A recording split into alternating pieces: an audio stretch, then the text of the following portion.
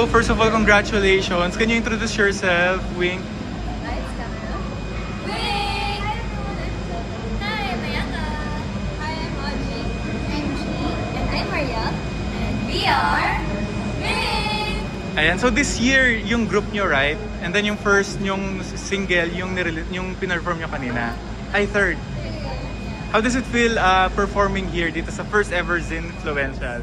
Super happy that na-perform namin yung third single namin na Baduy, which is nilalabas talaga namin siya for masa para marinig ng everyone ang tunog ng Pinoy.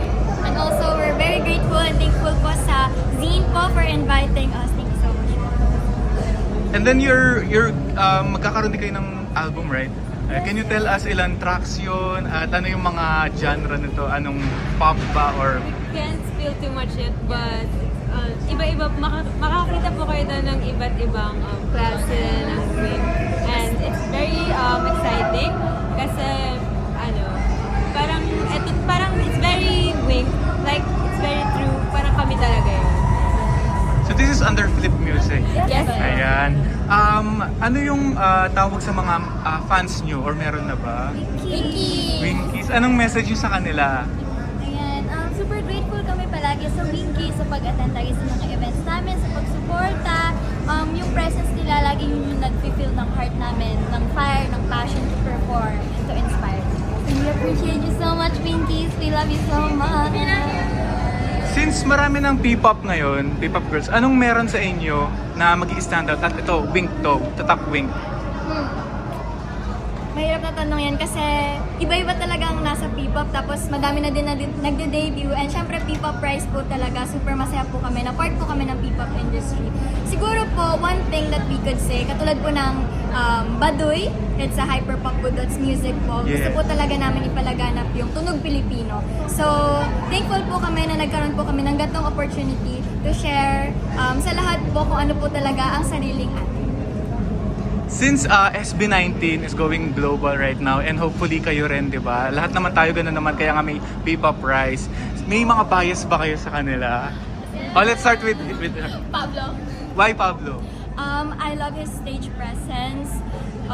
Actually, lahat naman sila, yung work ethic nila, sobrang solid, super, na-inspire po talaga.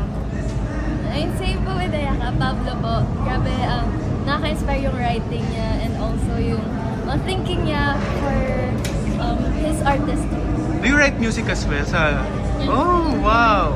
How about you? Ako po, si Pablo din, pero yung vice-sagar ko, si Ken. Ako po si Ken. Why Ken? Super lakas po ng dating niya on stage. Super, parang kapag gusto ko silang mapanood live. Gusto ko silang mapanood ng live. Kasi kahit sa screen pa lang ko pinapanood, ang lakas na po ng dating niya. How about you? Pablo and Justin po. Oh. So they're very great performers and makikita mo talaga na malaling ginagawa. Actually, lahat naman po sila. Hopefully, Iba-iba po per genre. hopefully Wink and Ira. Yeah. We're looking forward na SB19 and Wink naman, di ba? Ay! Di ba may mga ano na rin na mga music awards and all na na pwede magano. Ano yung gusto nyong marating or what? Like magkaroon ng awards, magkaroon ng mga international fans.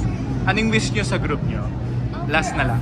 For now, since this is our second chance po, we wanted to keep releasing music, keep exploring different music, and we just wanted to be out there, be ourselves po, and i-show sa masa kung sino talaga ang group. Yes. And yung award po, for us, it's a bonus na lang po. Kasi parang we just love being here and we want to inspire more people.